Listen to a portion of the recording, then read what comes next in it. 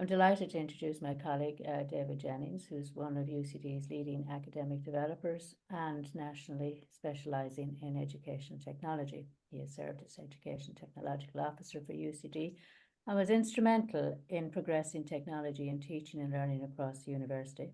He has coordinated Ireland's National Digital Learning Repository and was a pioneer of open learning, to which he is still committed.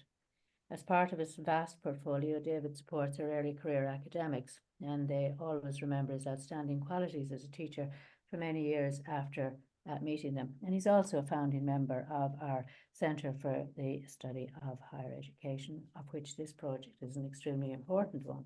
I'm going to hand over to you now, David, to talk about the Hybrid E project. And thank you very much. Okay, thank you very much, Marie, and good afternoon, everyone. You're very welcome to this webinar. I'm just going to share my slides, and hopefully I can do so properly this time. Let me know that you can see those loud and clear, or bright and clear as the case may be. Yes. So, super, thank you. So what I'm going to do is actually just spend the next kind of 45 minutes or so giving you an overview of the Erasmus Plus project that myself and Owen are working on here in UCD. So it's called Hybrid E, and what I'm going to talk about today in particular is the digital transformation that comes with this project. And what you'll understand really from the project is that we are basically looking at the situation we find ourselves in post-pandemic. So what I'm going to try and do is give you an overview of the process and output of the project to date. Part of that is creating a digital framework in terms of user and data rights. So we're going to have a little look at that particular area. Then we're going to look at the consequences of practice, academic practice post-pandemic, in terms of teaching, learning, and assessment, and what that means, and more importantly, what it means on behalf of the project in regards to what future practice might look like. And in essence, that's what this Hybrid E project is trying to do, to reflect upon what has happened and to project and to kind of build in foresight about how it is we might leverage some of our learnings and some of our opportunities of teaching and learning practice into the future. So also part of the project, so like many European projects, we have a number of outputs. And so digital framework is one, the mapping of the institutional technologies is another. So I'll speak to that as well. And then obviously, in terms of the emerging themes and the next steps, part of that is actually building a community of practice. And I will speak to that as well. So please feel free to ask questions, but we will definitely kind of have a little Q&A session at the end. So as you will probably gather, because there's a lot in this project, I won't be able to kind of tackle everything as in depth as we might like. In essence, I'm sure I could have given our webinar series here a series of presentations on this particular project. So I'm trying to give broad strokes here. So apologies if some of you may be familiar with some of this, but hopefully there will be little bits of new nuggets, so to speak, for all, and certainly kind of an oversight of the project to give you a flavor of what we're doing and indeed what we are still trying to do. So first and foremost, let me just give a quick introduction to our partners. So UVA, University of Amsterdam, are our coordinating partners. So they are a university of similar size to us, albeit their campus is spread across Amsterdam in beautiful, lovely, beautiful old buildings, as well as brilliant modern buildings as well. Aristotle, University of Thessaloniki, is actually a different kind of university in terms of there are over 130,000 students there. It is an enormous campus, and their lecture theatres are kind of on average, I think, about 1,500 to 2,500 seaters. So it is a completely different animal, literally, in terms of how it does things and how it undertakes things. And this will become quite apparent when I talk about the institutional mapping of technologies. Our partners in Sweden, the Royal Institute of Technology, is again another wholly different entity in terms of a very kind of bespoke small university with a focus on computer science and law, and then it's that lovely combination that gives us our partners working for the output of the digital framework for responsible usage of data. And in each institute, we have our kind of partners, our kind of national partners as part of the project. And this is kind of a little bit open-ended because not only do we have, in terms of Ireland, the National Forum for Enhancement of Teaching and Learning, but we are also reaching out to our other universities and our other kind of higher education institutes. And we're trying to build the community within Ireland and indeed kind of leverage practice and supports across the nation, as well as indeed across Europe. So that's a quick snapshot of the key kind of project members, just by way of putting a face to the names. My colleague Owen McAvoy is there, Anouk from UVA, Thras from Thessaloniki, and Olga from KTH, and a couple of colleagues as well in addition to that. So basically, the essence of the project, as I say, comes out of the pandemic. There was a huge transformational change that impacted us all. And by necessity, we pivoted and we kind of responded in the best possible way that we could, which in essence was a multitude of ways. And this is the most curious and interesting thing. We sometimes kind of reimagined our teaching in an online way that we had never thought about. But other times we integrated new technologies and new approaches and new methodologies.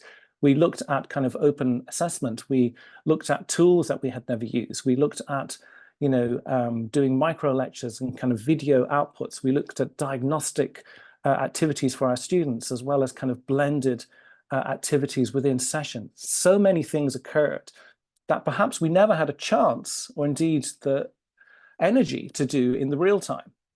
So what the Hybrid E project is trying to do is to make good on some of those lovely opportunities that we engaged in, and see if we can actually create a model of practice moving forward. And what we're really after, I suppose, is to reflect some of the innovations that we undertook and put them into practice in the real world, as it were. And I suppose one of the big issues that has arisen is this piece about, what does it mean to be on campus? Perhaps that question was already kind of arising beforehand in terms of our large classes and such, but engaging with learners in a way that is bespoke to them, whether that's enabling them to have a video capture of a class they can review after the fact, or to have, sustained kind of online resources that they can engage in, both in session and indeed off session, so asynchronously. So a lot of different kind of modalities came to the fore. And what the project is trying to do is capture some of those so that we can actually make the best use of those practices moving forward. And sometimes what some of those practices are just really the simple outputs. They don't necessarily have to be particularly innovative or particularly technologically enhanced, but it's actually kind of putting it together. And I suppose what this really brings down to is why we need, or why we want, or why we would like to engage our students on campus, and having this concept of a sticky campus. So what does it mean to come to campus? Why would I come to campus? And when I'm here, what is the value? What is the added value for me? So what the project is trying to do is to enhance teaching and learning practices, or capture some of those practices that we did and kind of showcase them moving forward. Whether this is through our community of practice, or whether it's through the case studies we gather, or indeed the kind of frameworks that we're creating. All of this is really just kind of supporting what we hopefully are doing anyway. But like many things, we often kind of come out of a crisis or kind of a moment of kind of change, and we don't take stock, or aren't able to take fully stock of what has happened and what it is we might learn from that. So again, what the project is trying to do is capture those learnings and make good on them moving forward. So in terms of what the project is actually hoping to output, its kind of outputs, its kind of goals, first and foremost, the framework. So what this really is a digital framework for how it is we gather data. So what we're talking about here is the learning analytics. So many of us, again, during the pandemic, would have been using our virtual learning environments, perhaps to a degree that we had never been used before. And as a consequence, we probably realized that we were gathering a lot of data, not only on our student interactions, but also on what it is they did, how they did it, the timeliness of that. So there's a lot of kind of content that we perhaps didn't have an eye on before. So how is it that we can use this data to the advantage of our learner and indeed ourselves? So having the actionable framework is really important to consider the kind of ramifications of that. The next key output is the idea of the digital contents map. So one of the things that we needed to do was to get a snapshot of each institutional's technological structure. And the simple way that we decided to do this was to create these maps of all the technological tools and indeed methodologies within practice on any given campus. And I'll demonstrate a couple of those or share a couple of those with you in a moment. And hopefully you'll see the kind of the kind of remit of what was there and what that enables us to do moving forward. Obviously, what we're trying to do all the time, because of our geographical disbursement, is actually to set up a virtual community of practice. So all of these resources that we're developing, all of these case studies that we're gathering, all of these shared ideas and resources that kind of derive from the mapping and so forth, we're putting into one repository, one kind of site, so that people can come not only from our 4 partner institutions, but from further afield and see what it is that is there and see if they can leverage the tool set and everything else that comes from that. And as you may know of many Erasmus projects, the final output is the dynamic handbook, which in essence is a collation of all of those resources, all of those materials, not only the outputs, but also the process of how we did it and how we worked together collaboratively and cooperatively to make these, to create these results. So that dynamic handbook is the final piece of the puzzle. And the project will be finishing, all going well, in mid-2025. So we have a whole other year of actually kind of developing our materials and trying to kind of build the work that we've already started. So let me move to the first kind of output and give you a little bit of a background to that. So the whole kind of piece about the digital framework, in essence, many of us, as I said, kind of suddenly realized that, we've got a lot of data on our fingertips, both from VLE, both from simple interactions. And there was a realization, I think, that the amount of data that we now have, and indeed have had for some time, is actually quite complex, and there's a lot in it. So yes, we are aware of our GDPR concerns, but there's so much more behind that in terms of what we gather.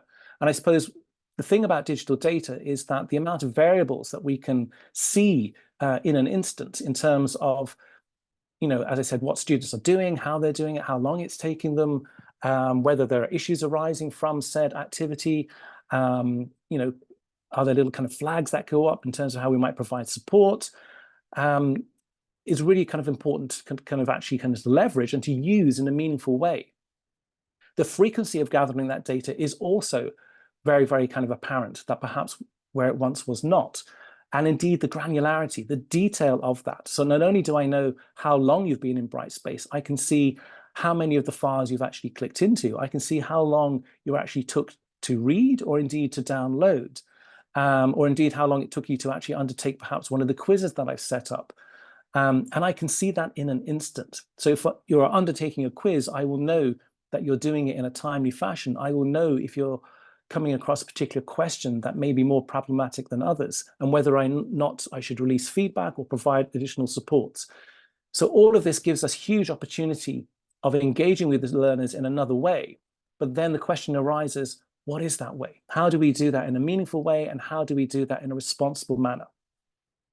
The big caveat, of course, about this digital data set is that it's not new. The data has always been there, but perhaps we just never had our access to it like we have now. So whether it's the analytics from Brightspace or our communications systems that we might have in our institutions, all of it is just really quite at our fingertips, whereas once it hadn't been before.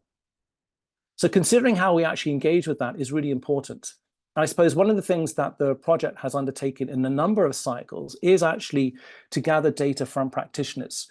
So the project has undertaken a series of interviews, a series of case study gatherings, and so forth. And in this instance, these are quotes that you see here. So reflections upon the responsible use of digital technologies in higher education. So it's a broad kind of reflection, but what you can see kind of emerging from here are a couple of kind of key themes. So the whole piece about legal understanding, what people believe to be the law or kind of the usage rights and how best to use it. Dovetailed with that is the whole kind of need for privacy.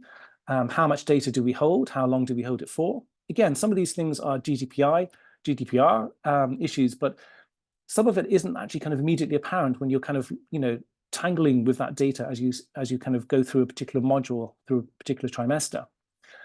In terms of impact and use, actually using the technologies, the additional kind of technologies that we might be using, the quiz tools, the forums, the online assignment pieces that we kind of have redesigned during the pandemic. So how are we using them? Are we using them in a meaningful fashion? Are they having the appropriate impact in terms of assessment? Are they actually valid and reliable and robust like we want them to be? And other issues arise therein. Then the other piece about openness.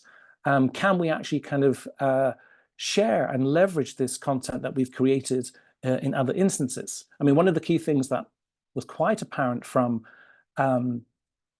work during the pandemic was that many of us became that thing that we probably disliked most, that kind of lonely learner syndrome, whereby we were at home in our room delivering kind of classes and materials to our students, and constantly trying to kind of, imagine and reimagine our content to make it really more meaningful, more impactful. So leveraging our own content and indeed leveraging others to illustrate that is really important. So having that ability to share not only our resources, but also our practice about how we were doing the teaching and how we were engaging our students. And then the final one in terms of the development. So not only in terms of actual development for you and I as faculty, but also making sure that the students themselves know what the outputs and impact of said technologies and interaction should be. So having a literacy about the institutional technologies that we use and whether or not we're using them to the best advantage for ourselves and indeed our learners. So all of these things make to build up and contribute to the digital framework. So what you see here is one of the kind of core and indeed key outputs in terms of a series of question prompts to enable you to explore some of the key factors that will impact students, ourselves, staff and faculty, and indeed impact on the institution. So the idea of this little kind of framework piece here is to actually kind of run through each of the kind of levels and to interrogate what it is you're doing, what it is you're designing, what it is you're capturing as a consequence of student interactions and such, and making sure that you know where the data goes, how it's used, you know what the tool, the licensing of the tool is, and the kind of ramifications behind choosing particular tools, and so forth and so on. So this is a really useful tool, and we have actually been able to run through this on a number of cycles with a number of kind of different working groups, and each time it's being refined. And each time we are actually, interesting enough as a project, pulling out case studies. So actual kind of real living case studies that kind of run through this and give you scenarios. So these are really rich in data and really rich in practice for you and I to kind of look at and scrutinize and to recognize ourselves within those different kind of situations and to figure out how it is we might react and indeed redesign for future iterations. So just kind of going back a little bit and kind of looking at one of the other kind of data gathering pieces that we did. So a series of interviews were done from across the kind of 4 institutions. And this is a little kind of snapshot of one such data gathering. And in essence, what we were after here was a series of, reflections upon practice, both during the pandemic and indeed post-pandemic. So all of these interviews obviously happened after the pandemic. And the obvious thing to kind of capture first and foremost was, what did people do prior to the pandemic? How was it that they kind of usually engaged? And what changed as a consequence? And from those changes, where then do we go next? So what you see here is a simple kind of continuum from the large group teaching that would have been very commonplace to perhaps smaller classes, to obviously the wholly online synchronous and asynchronous teaching, to the notion of bespoke activities being created. So lots of innovative practice, lots of kind of responsive and adaptive practice to capture and to enable our students to engage in meaningful ways. So those activities that you and I designed during the pandemic were beautiful in some instances and really practical. Some of them worked really well, some of them we learned from, and we've kind of adapted kind of moving forward. And this is what the project is trying to capture now, is that transition out of that, i.e., what is it that we've really learned? What is it that we can take forward, and how might we use it? So what you see here is a snapshot of answers to the question. So apologies, the question is written on the side there, or the kind of synopsis of it. What concerns, if any, did you have or will you have about the future? And what you can see from some of these quotes, so these are direct quotes from the interview cohort, you can see a huge array of different kinds of issues arising, both from practical to technical, to even pastoral, to, being mindful of the workload, the kind of change in dynamic, not only for ourselves, but for our students, trying to actually kind of grapple with colleagues in terms of what it is they need and how to respond to those needs is an interesting concern that comes out of that. But there are also kind of, positive pieces coming out in terms of the opportunities that people realize during the pandemic and what it is they can do, what it is they did themselves. And this is one thing that has actually been quite a nice dividend in seeing how people, often we thought we were kind of quite, let's be frank, stressed and kind of overwhelmed by the pandemic pivot that happened. But sometimes that opportunity for change, for innovation, has actually led to wonderful and bright new kind of opportunities. Perhaps an increase in workload as well, which is always the case. So it's a question of how to kind of manage all of these things in a way that is both mindful of ourselves and our learners, but at the same time responsive to the learning needs and what it is you and I ourselves can do to facilitate that. So some of the key concerns. So these are the kind of distilled kind of concerns that we've kind of captured out of that. So interestingly enough, the top right, the unwillingness to learn more. I think there was this kind of question of overload. I've done enough, I don't need to do any more. I've learned enough during the pandemic, so I'm quite okay moving forward. But as we know, moving forward has brought new changes. We know that our students can't attend campus as much as they would like. We know kind of living and working habits have changed fundamentally. We know students will actually opt to come in when it is necessary only. So changing our practice to respond to that is actually, really interesting and needful. Understanding this new paradigm, and I think this new paradigm is still emerging. So yes, is it kind of a genuine HyFlex interaction that we now have? So i.e. that we're teaching in person to some and online to others. And thus the activities that we provide asynchronously are supportive of both. And so the VLE, the virtual learning environment that we use, becomes much more fundamental to how it is we teach. But then how do we get them to campus for those moments when we wish to engage and interact in a really meaningful way? The responsible use of educational technology, making sure that whatever we use is actually fit for purpose, not in terms of its pedagogical piece, but also in terms of its data usage. So many of us are very lucky to have, really supportive IT infrastructure, and everything therein is actually kind of, sound and robust. But many of us at the same time will also use additional technologies to kind of, to collaborate and to work together. So having an idea of what the licensing is, what the kind of copyright is, what the data usage is really important. So it does mean no matter where we are, not to be over-reliant and assume that the educational technology is correct and appropriate, to actually have some recognition ourselves of what data it gathers and how we use it. And that all wraps into the well-being both of you and I and our learners. And I think that kind of concept of pastoral care is something that is really evident. And that also comes into the whole kind of concept of belonging as part of an institution, and indeed as part of a module, as part of a class. And that's something that we need to build on within this new paradigm. So the other ones, a reversion to old habits, i.e. I survived the pandemic and I don't need to go back there, thank you very much. And I'm just going to continue with the tried and trusted. I don't know if that is even possible, but many people are trying to do that. And, it is kind of completely understandable. Lack of institutional engagement. This was kind of, a broad kind of theme, but it was, pockets of kind of problems, so to speak. There wasn't enough support here, or I didn't find why there. And for every kind of issue that arose, we did find issues whereby there were individual champions, for want of no better word, that actually were able to kind of support peers and colleagues in actually kind of getting through that. Obviously, the student data one is something that has become much more kind of prevalent in terms of, as I say, having access and the realization of how much data we have.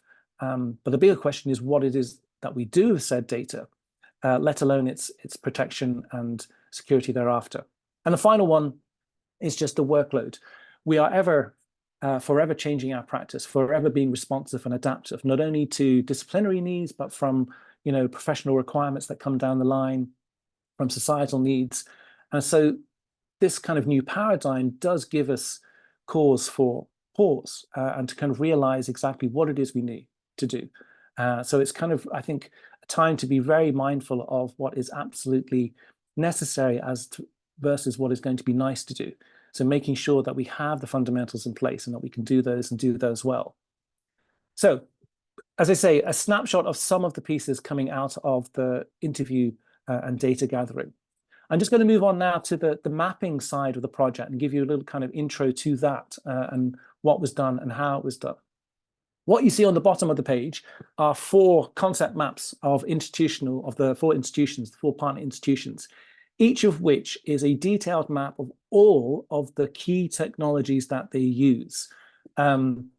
If I just flip over a slide, we have the UCD example. So it's still small, apologies. There is a live version on our website to which I will give you a link in a moment.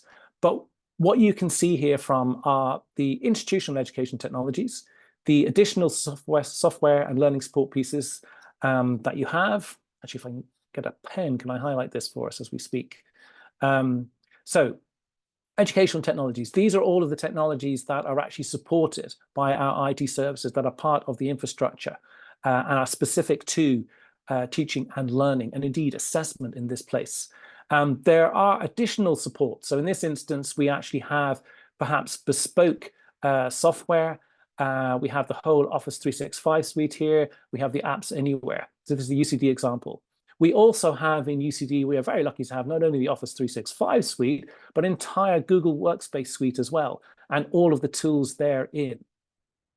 To the other side of the graph, or the concept map, these educational technologies are common technologies that are independent of UCD. So what that simply means that these are tools that many of us use, but are not part of the internal infrastructure. And you can see a kind of a series of,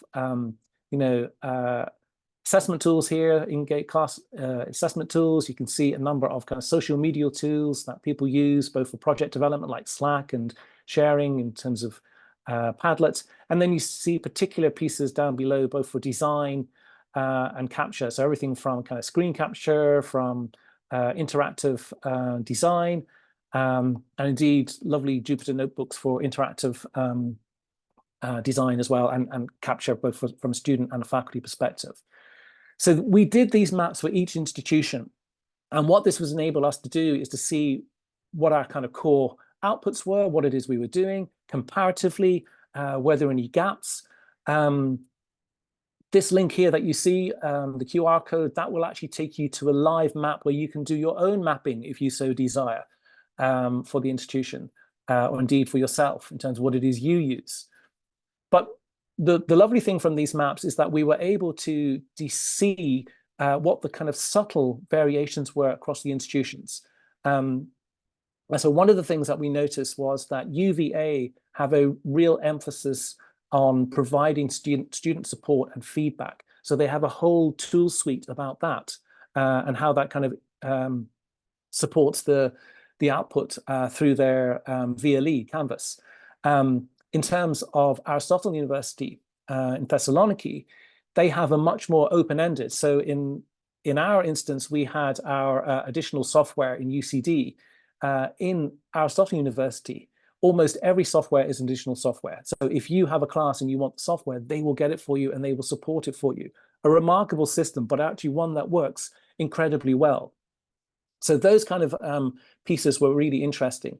What I didn't allude to is that under every piece that you see. So I know this is kind of a generic one now, but in terms of UCD, if there are resources behind the self-assessment tool, the glossary tool, or Brightspace tool, we have linked to those. So you will actually be able to not only see what each institution has, but you can see the pedagogical resources behind it, about how to use it. And then you can see an actual, perhaps an IT services resource about how to actually kind of put it in place and practice and so forth and so on. So moving on, one of the things that we are very happy to finally announce is that the project has its virtual community live and running. So what you see here is a screenshot from the virtual community page, and I will give you the link to that momentarily. In essence, what we have done is to divide the virtual community into 3 core areas. So you've got the teaching practice, you've got the responsible usage, and then we have the digital tools and technology. The teaching practice, basically, that's the link to the community page. The teaching practice captures all of the case studies and resources and materials that we are building. The responsible use framework obviously captures all of the content about that, how the piece has been devised, and more importantly, those particular case studies within the framework that are emerging. So all of this is still ongoing and still kind of development, and we're capturing more pieces as the time goes on. And indeed, that's exactly what we're planning to do come 2024. And then the final one, the digital technologies, is actually capturing the mapping piece that we have done across the institutions, but also all of the resources thereunder. So not only do we have the maps, but we're creating a glossary, we're creating a kind of a file set of all the resources that are linked to each and every kind of tool set. But the glossary provides a much broader kind of expanse of what those tools are. So at a glance, you can see the different, so like feedback fruits that UVA use. You can look at that particular tool, you can see what it is you do, and you can say, oh, you know, could that be of use to me? Could we investigate that? How might we integrate it into our system? And similarly, you can do that across the institutions, and you will see a multitude of different tools. And again, that's something that's been built on as we go. From the teaching perspective, as I say, we've captured a number of case studies. So again, this is a snapshot from the website that just shows you some of those case studies that have been derived. We have about kind of 30 or 40 of them at the moment, but we want more. So please contribute. And in fact, this link here that you see on the left of your page is a link to the latest kind of case study call. So if you click on that, you will bring up a pro forma document that you can download. It is only, as you can see from the background there, it is literally a page and a half long. It is very easy to do. And if you do that before Thursday, you will be in a draw for an iPad Pro. So if you are kind of have time, like half an hour or so to spare, and you wish to actually kind of capture your reflections about what it is you did, what it is you've learned, what it is you plan to do, we would love to hear from you. But more importantly, you'll be in a draw that we are going to pull out of a hat this coming Thursday. So let's just kind of look to the future. So basically, over the next kind of year, UCD, here in UCD, we have a number of calls that we are going to do, and a number of kind of probably small workshops that we kind of are envisioning. From a UCD perspective, and indeed from an Irish perspective, the project is in a position to support people in a number of ways. And I'll come to that momentarily. But what we hope to be able to do is to simply gather more kind of information vis-a-vis the case studies, vis-a-vis kind of, you know, responsible use case studies, data case studies, but also kind of practice case studies about what it is you've done, but also what it is you are doing now. So as a result of coming out of the pandemic, as a result of being exposed to new methods, innovative or otherwise, how is it that you've adapted your teaching? What are your current kind of paradigms in terms of practice, and what does that look like? We are having, as a project, a major dissemination event in Sweden in November. And again, UCD is in a position to support travel to this event if you are inclined to do so. And you may also participate in that in a meaningful way, i.e. there will be presentations and case studies and such. So you can actually kind of do that, or you can simply go along and partake in that. And then obviously our final output is actually the dynamic handbook, and indeed that kind of burgeoning community of practice. So all the time we are building on that So consequently, we would love to hear from you in terms of what it is you're doing and what it is you wish to do in that regard. So let me come back to a couple of those calls. So the first call that we are doing at the moment is, and we'll launch this, well, we launched this today because it's right here in front of you. We are looking to be able to support people in terms of their new hybrid paradigm. So we want to actually try and support you in the class, i.e. what are you now doing in your classroom that is of a hybrid in nature? So interestingly enough, I just came from a meeting with estates, and we were extolling the virtues of the new teaching space in the bottom of the UCD restaurant.